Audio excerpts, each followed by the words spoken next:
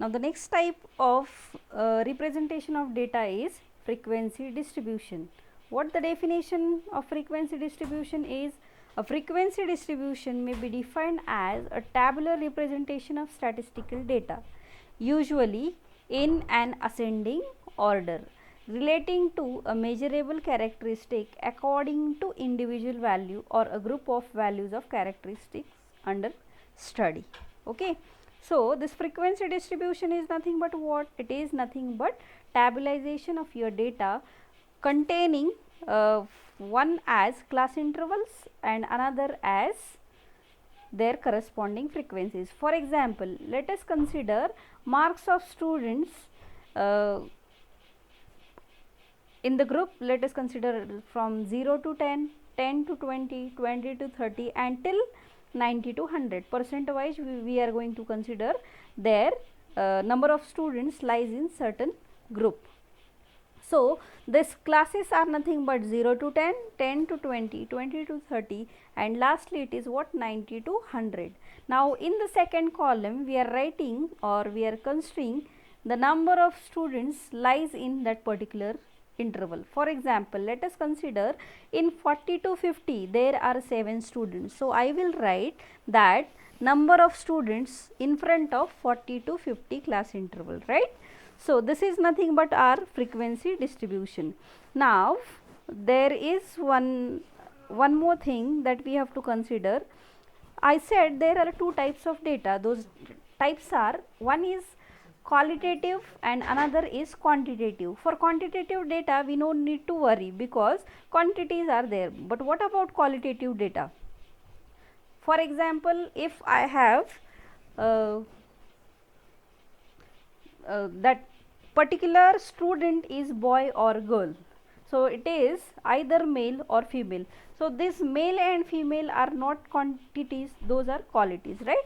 So, what we will do is we will give, let us consider male as M and female as F, and after that we will find total number of male or total number of females in particular class.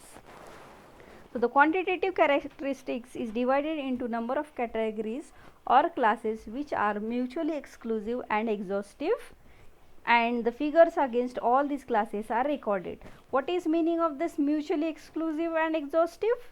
This you I think heard in probability.